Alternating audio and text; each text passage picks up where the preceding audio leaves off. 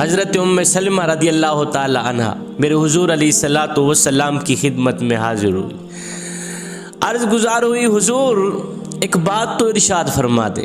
جی ام سلمہ، کہا حضور جنت کی حور افضل ہے یا دنیا کی عورت افضل ہے؟ حضور جنت کی حور افضل ہے یا دنیا کی عورت افضل ہے؟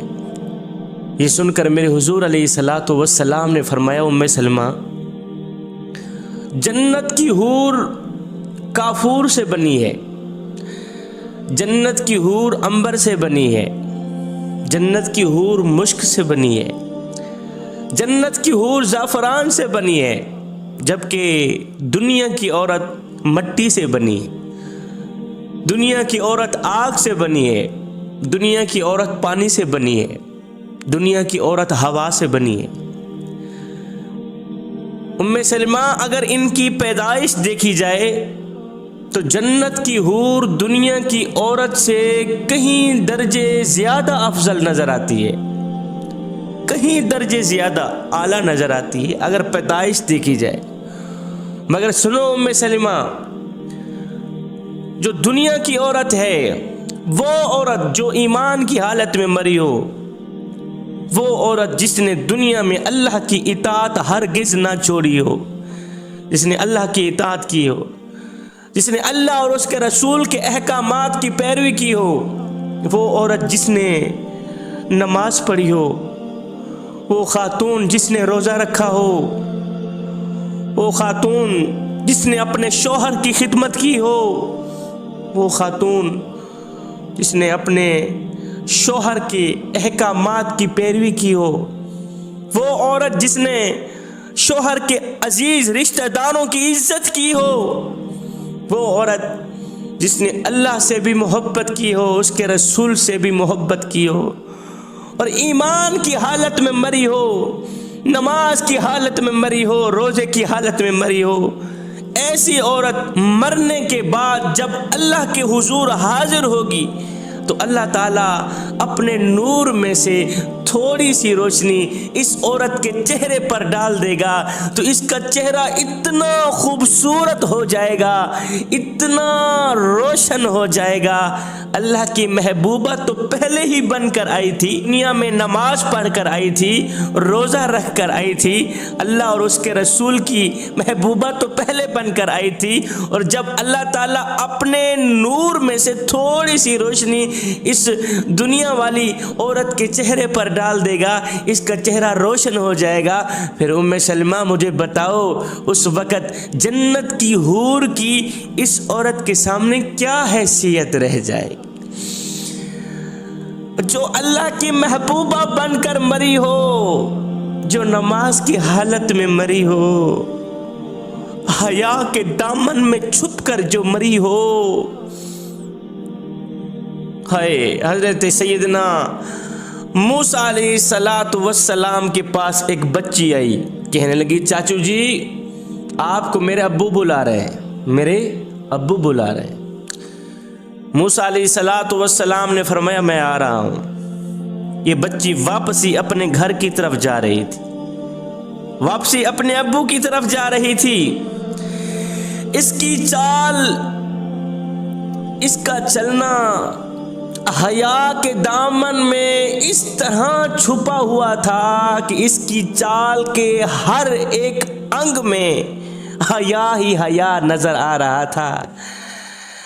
اللہ تعالیٰ کو اس بچی کی، اس لڑکی کی چال، حیا والی چال اتنی پسند آئی، اتنی پسند آئی، اللہ تعالیٰ نے اس کی حیا کو قرآن کا حصہ بنا دیا، قرآن کے اندر لکھ ڈالا۔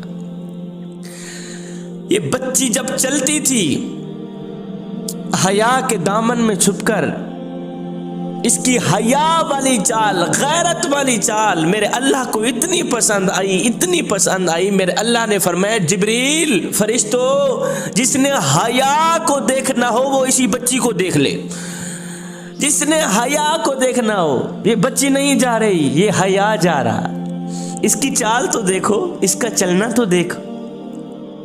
تمہیں پتہ ہے یہ بچی کون تھی؟ یہ بچی کوئی عام بچی نہیں تھی، یہ بچی حضرت سیدنا شعیب علیہ السلام کی بیٹی تھی. اس کا چلنا اللہ تعالیٰ کو اتنا پسند آیا, اتنا پسند آیا. اب مجھے بتاؤ, جس کی حیا کی اللہ تعالیٰ خود گواہی دے,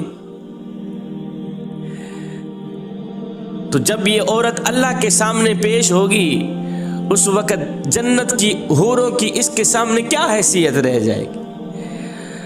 میرے حضور علیہ السلام نے فرمایا, اے ام سلمہ, حیا کے دامن میں چھپ کر زندگی گزارنے والی خاتون, حیا کے دامن میں چھپ کر زندگی گزارنے والی عورت, حیا والی عورت, غیرت والی عورت, عزت والی عورت, 5 وقت کی نماز پڑھنے والی عورت, روزہ رکھنے والی عورت, اللہ کو راضی کرنے والی عورت, شوہر کو راضی کرنے والی عورت, ایسی عورت جب مرے گی, مرنے کے بعد ایمان کی حالت میں, مرنے کے بعد جب یہ اللہ کے سامنے حاضر ہوگی, تو اللہ تعالیٰ اپنے نور میں سے تھوڑی سی روشنی اپنی محبوبہ کے چہرے پر ڈال دے گا, تو اس کا سارا جسم اتنا روشن ہو جائے گا, اتنا خوبصورت بن جائے گا.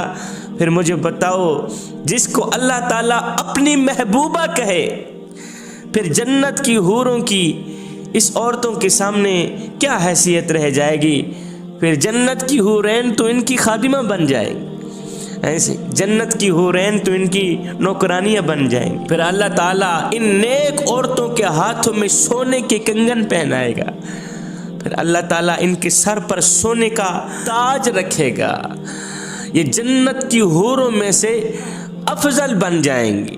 یہ وہ عورتیں ہوں گی جس نے دنیا میں حیا کا دامن نہیں چھوڑا ہوگا. یہ وہ عورتیں ہوں گی جنہوں نے دنیا میں غیرت کا دامن نہیں چھوڑا ہوگا. تکلیفوں کے عالم میں بھی, پریشانیوں کے عالم میں بھی, برے وقت میں بھی انہوں نے شکر کا دامن نہیں چھوڑا ہوگا. ایک عورت کا نوجوان بیٹا فوت ہو گیا, نوجوان حسین و جمیل بیٹا فوت ہو گیا. این اسی دن یہ عورت میرے حضور علیہ السلام کی خدمت میں حاضر ہوئی. اس طرح حاضر ہوئی کہ سر سے لے کر پاؤں تک اپنے جسم کو, خود کو پردے میں ڈھانپا ہوا تھا. پردہ ہی پردہ, حیا ہی حیا. صحابہ نے دیکھا, دیکھ کر حیران رہ گئے کہ پریشانی کے وقت میں, برے وقت میں, اور بیٹا فوت ہو گیا ہے, نوجوان بیٹا فوت ہو گیا ہے. ان لمحات میں تو عورتوں کے ویسے ہی شرعی ضابطے چھوٹ جاتے ہیں, لیکن اس عورت کا نوجوان بیٹا فوت ہو گیا ہے. اس کے باوجود بھی عورت سر سے لے کر پاؤں تک پردے میں چھپی ہوئی ہے. اس نے پردے کا کیا خوب اہتمام کیا ہوا ہے. صحابہ بولی پڑے, اے اللہ کی نیک بندی, تیرا نوجوان بیٹا فوت ہو گیا ہے. جبکہ ان لمحات میں, ان موقعوں پر تو عورتوں سے شرعی ضابطے چھوٹ جاتے ہیں, عورتیں اپنے سے, خود سے باہر آ جاتی ہیں, پردے کا اہتمام نہیں رکھ پاتی. اور تو کیسی عورت ہے ماشاءاللہ, کیسی اللہ کی نیک بندی ہے, اللہ کی محبوبہ ہے کہ تو نے پردے کا خوب اہتمام کیا ہوا.